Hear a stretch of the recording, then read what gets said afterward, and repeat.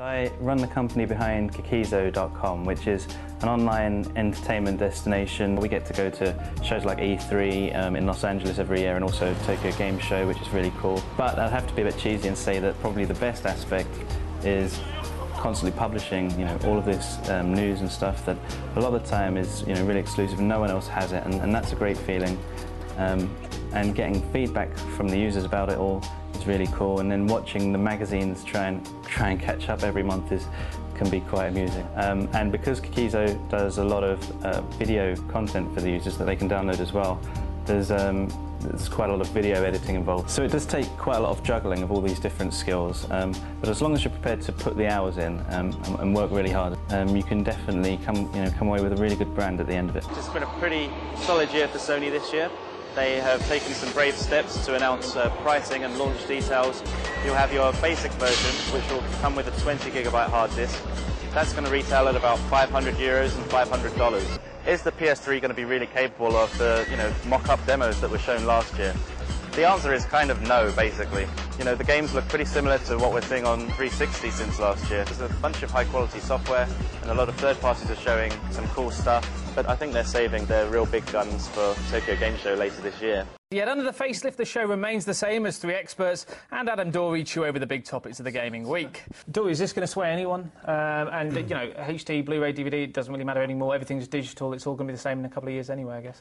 I think this digital video content download thing is kind of where online gaming was at before Live was introduced, in a way.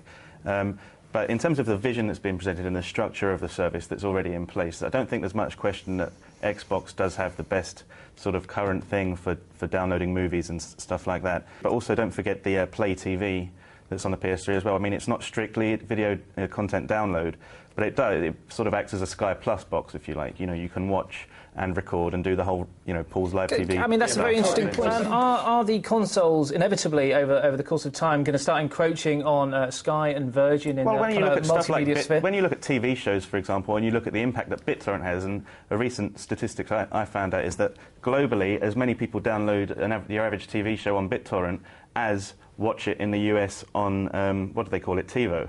Yeah. Which is an incredible, interesting statistic, if you ask me. So when you look at how new media can come in and encroach on traditional and, frankly, more expensive ways of consuming this media, it's anyone's for the taking, frankly. So it's good to see that these different services are coming out. I think it's another example of Sony playing a good deal of catch-up with Microsoft. And overtaking them in this case. I mean, Microsoft was talking about user-created content a long time ago, and it doesn't really have much in the way of it, whereas this is a full-on, create your own user content, share it online. At the end of the day, the guy does have a reasonable point, but it's just the irony of him being the one to make it. Of course parents should pay some attention to not letting their kids... My parents certainly didn't. I mean, I've turned out fine, haven't I? They may well be dull or turgid. Go to a site like Kikizo. Well, absolutely. I mean, that goes without saying. I didn't quite hear. That goes without saying. But what I would say is that the fact that whether you like IGN and GameSpot or not, the fact is they are the two biggest sites for games on the planet. And the thing about it that you have to think about now is that because of what has happened, and it doesn't matter if you believe it or not, everyone who writes reviews at GameSpot now, hugely opinion-forming site, they're going to be worrying, to put it mildly, when they're doing a review for a game that they know has got some commercial clout behind it, even though it's pants. Yeah. Need for Speed being a great example. I mean, exactly. How's that going to affect the trust of reviews? I mean, one thing that I would say about the BBFC's role in this, I mean, it's very easy for us to sit around and sort of slag off their decisions. I mean, I personally don't agree with some of the things that BBFC has come out with over the last, year. Perhaps trying to be fairer in comparison with how films are judged. I mean, I think there are clear examples of where there's been a sort of unfair treatment of one medium over another. Mr. Doree, is this a sign of things to come? Have you seen the advert, first of all? I mean, it's, Well, once you've seen some of the PlayStation adverts, you've seen them all. I'll be honest, I've not seen this. Sounds like it's a load of crap. Here's the thing about this kind of advert, though, is it does work. I'm trying to behave myself here. Look, we did a story, we broke the thing about "This is living," the slogan. We said, well, this is going to be... Which was the big at the launch of the PS3. Yeah, this is going to be the European slogan for the PS3. And, it was a decent story, got some traffic. But what we found was that a couple of months later, when the PS3 actually launched in Europe, a lot of the search terms which people were using to get to our site was "this is living," because people were seeing this viral stuff all on the telly, and then ended up Google #1 on that was us because we did the story. So and then when the PS3 actually launched, it was more like death than living. Guys, I'm not. It's like a by bad the way, joke. just so that you guys, I'm not disagreeing with any of these points that you're making. I'm just saying that I still enjoyed playing through it. And at the end of the day, surely that is what you've got to take in. You know, But think not because about. of the gameplay, but because you're a huge Simpsons Well, fan. I'm not any bigger a fan of Simpsons than any of you lot, but I just thought, you know, like I say, it was fresh and well executed from a story point of view. I wouldn't say, Did you think it was a story-wise, I agree with you. I think you have half a point there, Mr. Doree. I mean, Pretentious, but kind of. I mean, I just think that obviously Sony's had a rough time in year one with the PS3, and to many people, it's just not obvious yet why it may, you know, what the quality of the lineup that they've got coming actually is. Sony really has pulled its socks up as well in terms of, I know that they've got some features coming which they're not talking about yet in terms of how